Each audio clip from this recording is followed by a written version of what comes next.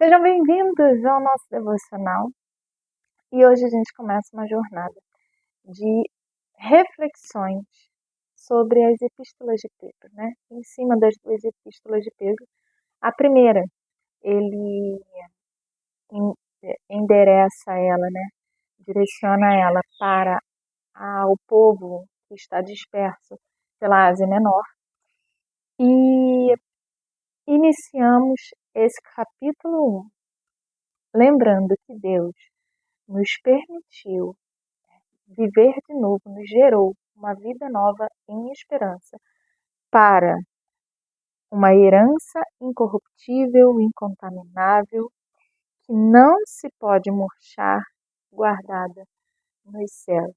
Já abre a sua Bíblia na primeira carta de Pedro, capítulo 1, e vamos fechar os nossos olhos e convidar ao Pai Celestial para se fazer presente nesse momento e nos encher de esperança, de fé, nos renovar através da sua palavra e dos seus ensinamentos. Deus, Pai Todo-Poderoso, a Ti rendemos graça pela sua bondade e misericórdia por nós. Oh, meu Pai amado, obrigada por se fazer presente em cada momento, meu Pai. E não será diferente nesse momento de agora. Que eu possa ser apenas um canal de liberação da Tua palavra, debaixo da Tua direção, debaixo da Tua ordenança. Que a palavra que seja dita aqui, nesse nosso encontro, seja uma palavra que venha diretamente de Ti. Espírito Santo de Deus, se manifeste através de nós nesse momento, venha falar com cada um de nós. E em nome de Jesus, nós já agradecemos. Amém.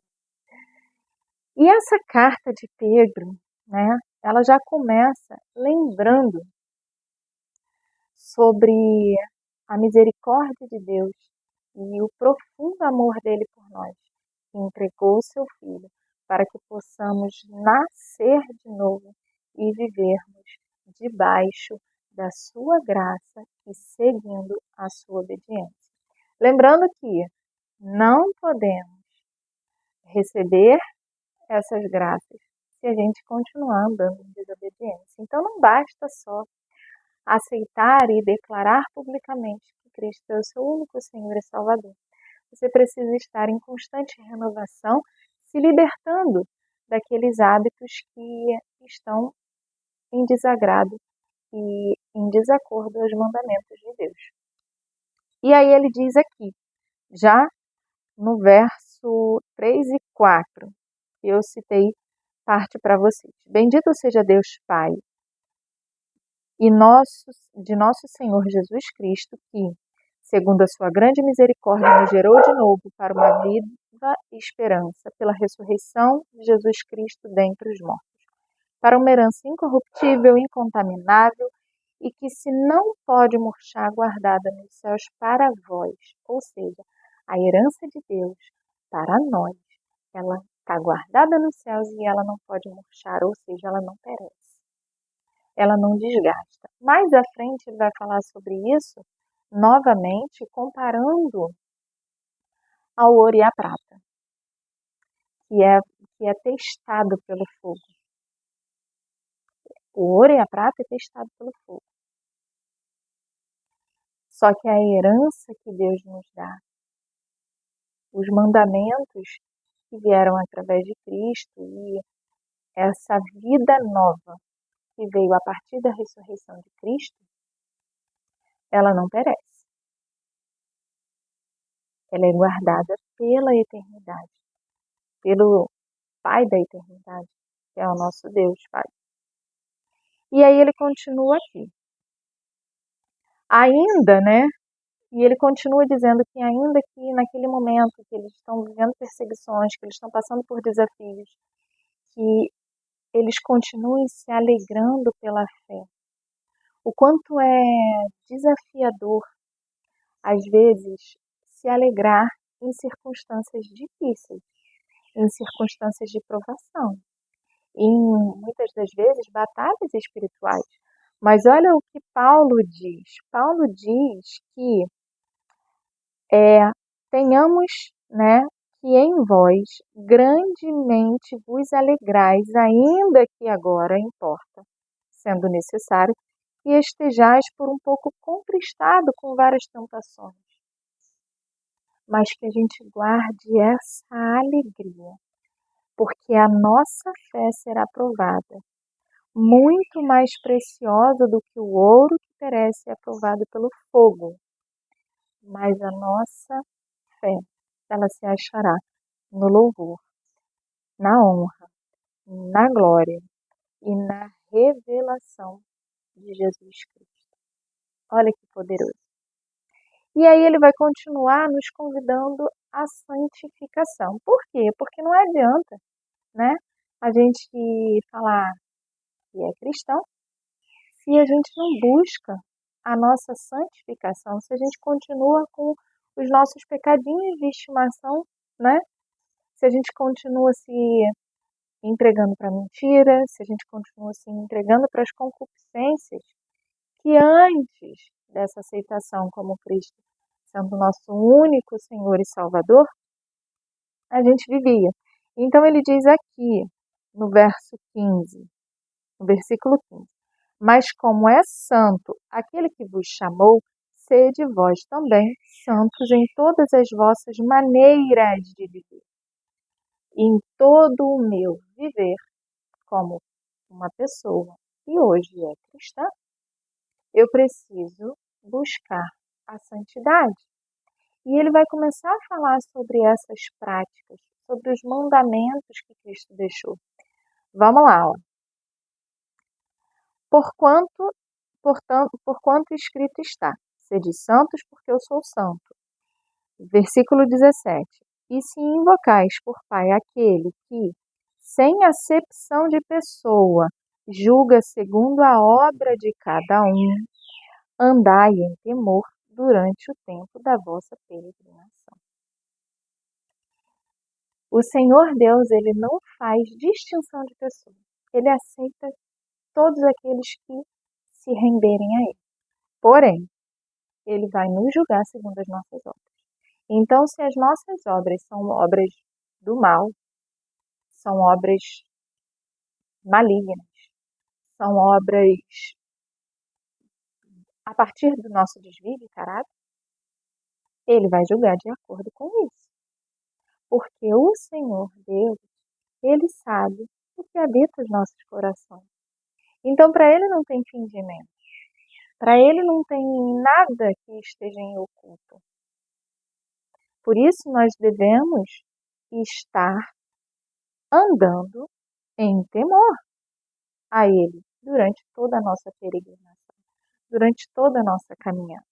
E continuando no verso 18, sabendo que não foi com coisas corruptíveis como prata ou ouro que fostes resgatado da vossa vã maneira de viver, que por tradição recebeste dos vossos pais. Não importa se a sua tradição familiar diz para você adorar o santo fulano de tal. Se a sua tradição familiar diz que você tem que priorizar certas coisas, que não é Deus. Lembra que lá em Romanos, salvo engano 12, que diz sobre o culto racional, consagrai os vossos corpos como por inteiro. Eu vou chegar lá. Vamos lá. Enquanto eu procuro aqui, eu vou falando com vocês a respeito disso. Que diz o quê? O Senhor, Romanos 12, rogo-vos, pois, irmãos, pela compaixão de Deus, que apresentei os vossos corpos em sacrifício vivo, santo e agradável a Deus, que é o vosso culto racional. Ou seja, viva de forma racional, consagrando os nossos corpos como um sacrifício vivo, santo e agradável a Deus. Ou seja, todo o nosso viver tem que ser consagrado a Deus. E Pedro, novamente isso, Paulo disse lá na carta aos Romanos, mas Pedro vem novamente lembrar aqueles que estão dispersos pela Ásia Menor de que nós temos que cuidar da forma do nosso estilo de vida. Então, para prestar atenção. Nós não recebemos a salvação por conta das práticas antigas, por conta da nossa cultura familiar, por conta da nossa cultura relacionada à nossa comunidade, à sociedade em que a gente se insere hoje. Não foi por conta da cultura que o nosso país nos ensinou, mas pelo sacrifício de Jesus Cristo, que foi como um cordeiro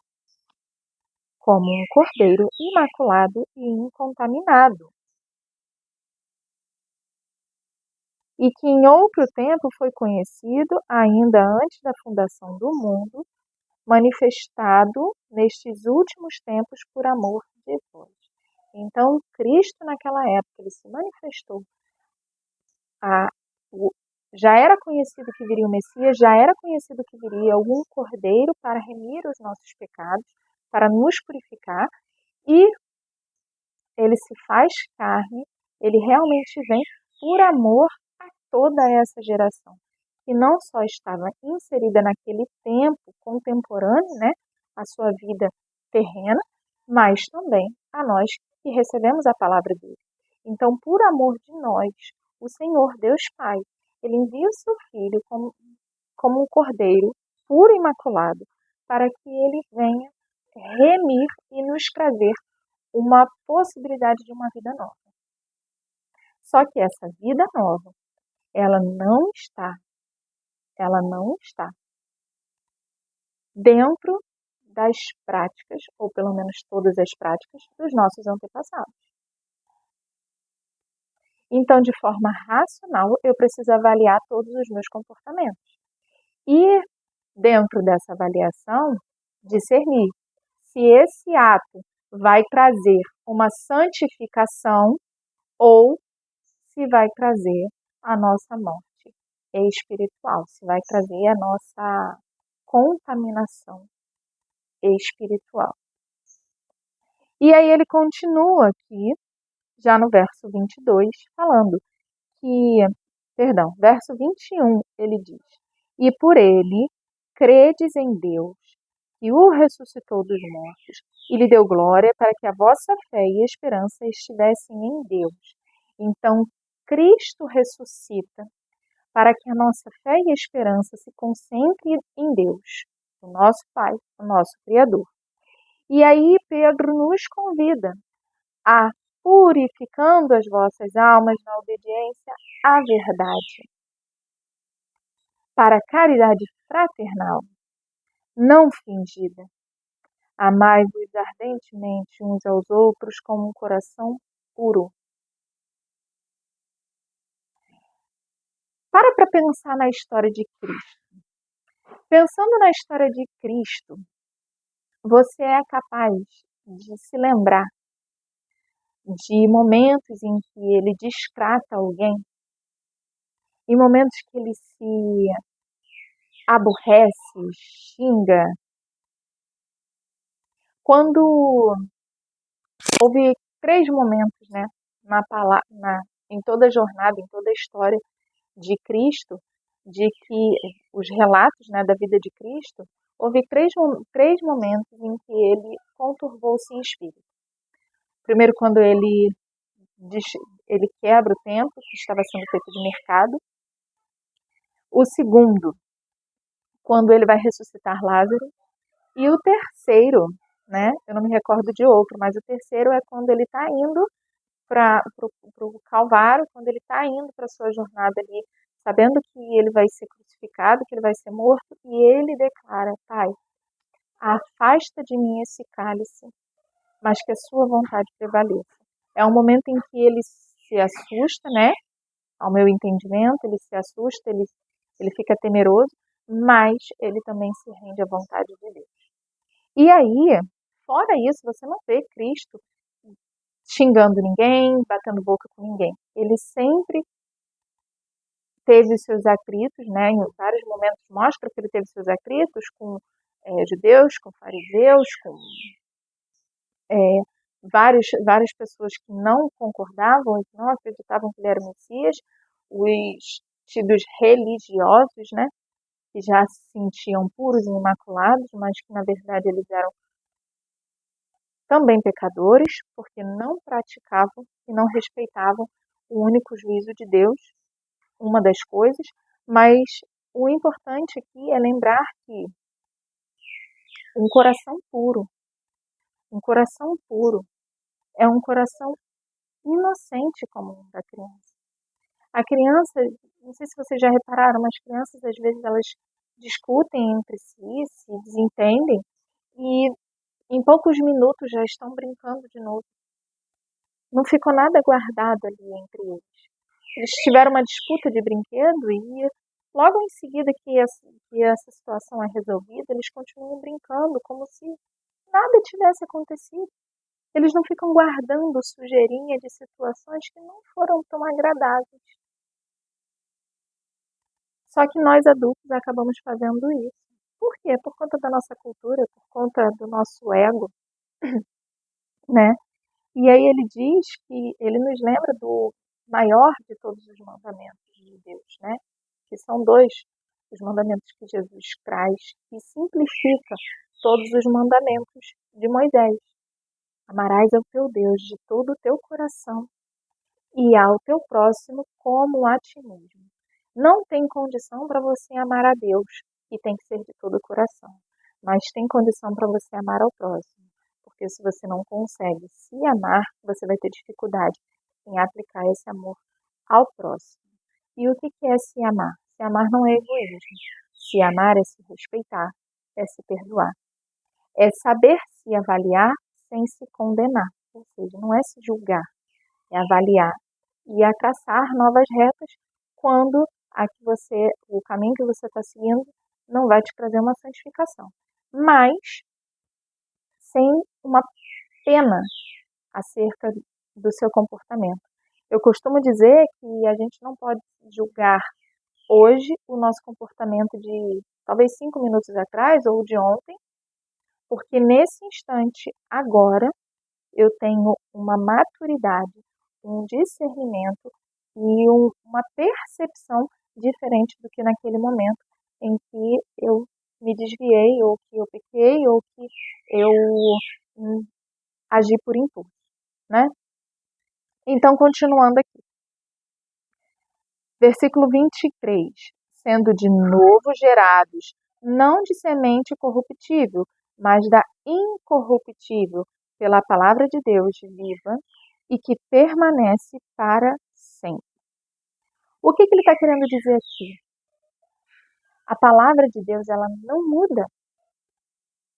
E prova disso é que 2025 anos depois da morte de Cristo, nós estamos aqui novamente falando da palavra dele, continuamos falando da palavra dele, ela não muda e são as leis que regem o bom funcionamento e que nos permitem viver debaixo da graça e da proteção de Deus. Como diz no Salmo 91, né? Aquele que habita no esconderijo do Altíssimo, à sombra do Onipotente descansará.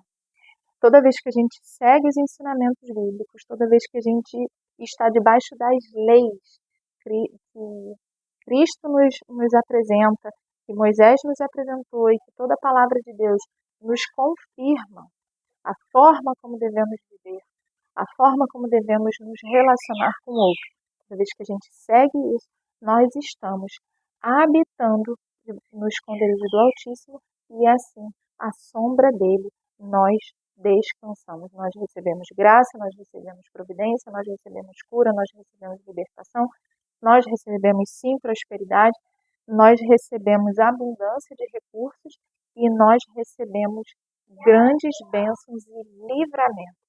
Então, quando ele diz que nós fomos novamente gerados pela incorruptível semente, é que essa semente que Cristo nos entregou e que plantou, que nos permite sermos um ramo enxertado da videira, ela não só é a palavra da verdade, mas ela é incorruptível, porque a verdade é incorruptível.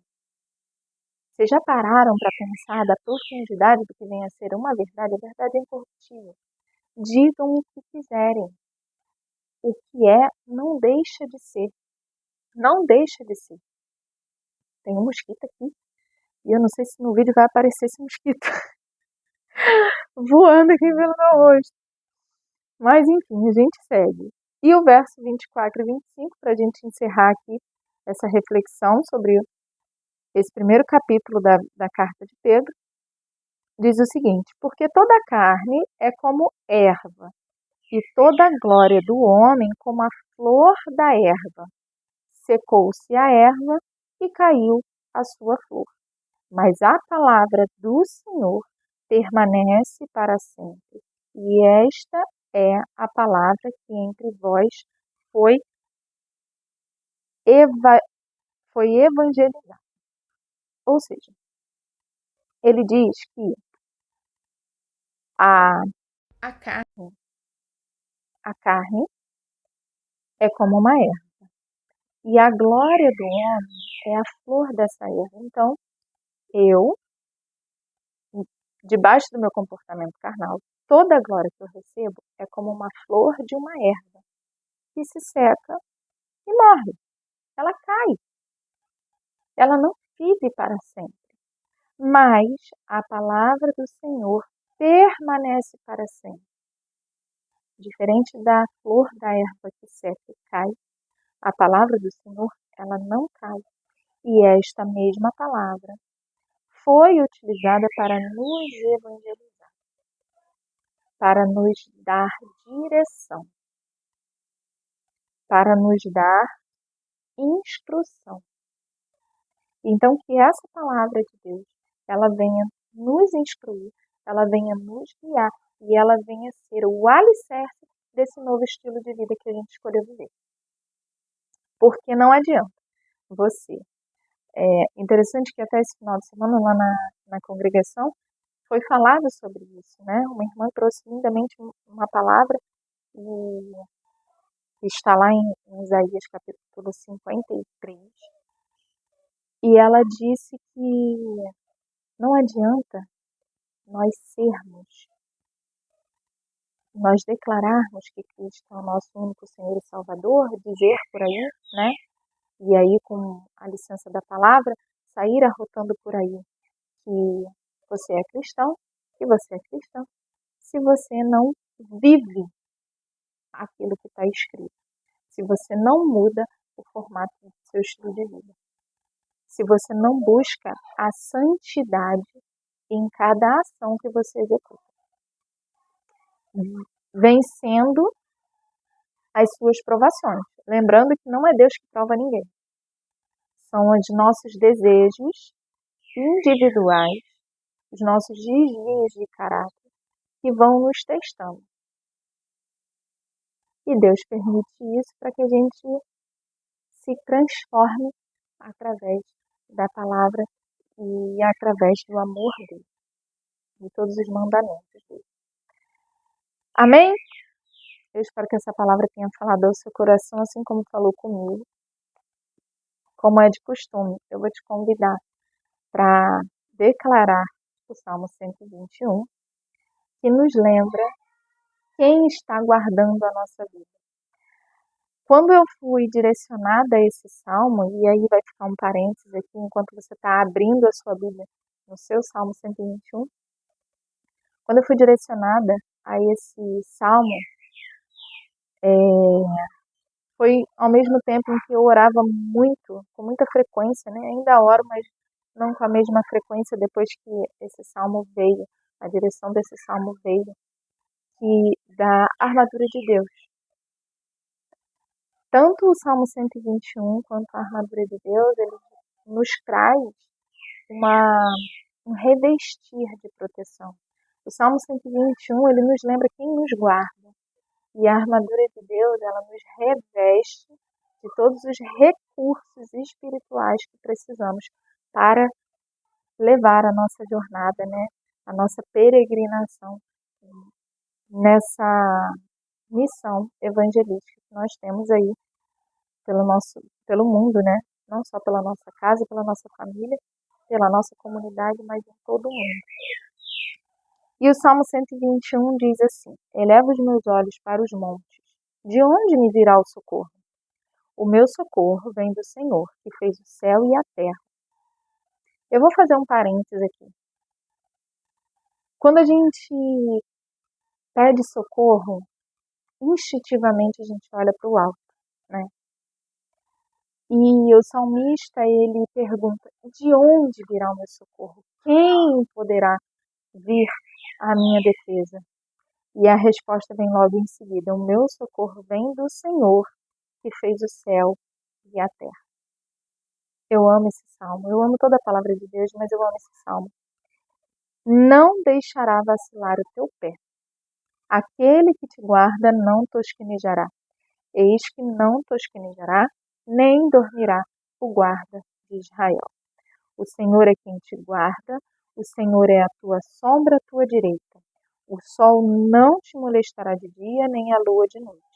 O Senhor te guardará de todo o mal. Ele guardará a tua alma. O Senhor guardará a tua entrada e a tua saída, desde agora e para sempre. Amém.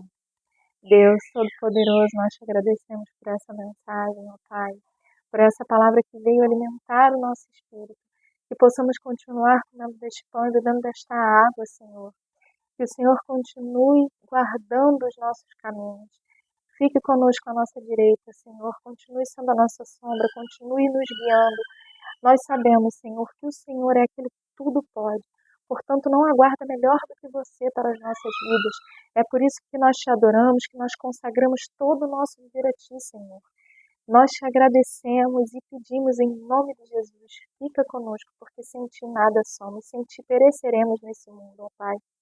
Venha, Senhor, nos capacitar, venha através do Espírito Santo nos envolver, nos inundar e nos convencer de todos os nossos comportamentos conflitantes à Tua vontade, meu Pai, e que possamos a cada dia estarmos mais puros, mais limpos, mais santos, segundo a Tua direção, segundo os Teus mandamentos. Obrigada, meu Deus, por essas palavras, obrigada por esse momento, meu Pai, e que o Senhor continue falando aos nossos corações. Em nome de Jesus, nós agradecemos e encerramos esse momento. Amém. Um beijo no seu coração, até o nosso próximo devocional. Lembre-se, se você sentiu que essa palavra não só falou com você, mas te lembrou de alguém, compartilha com essa pessoa. Talvez ela esteja precisando também desse pão e dessa água, dessa fonte de água viva que jorra através das palavras do Senhor. Um beijo no seu coração e até o próximo, se Deus permitir.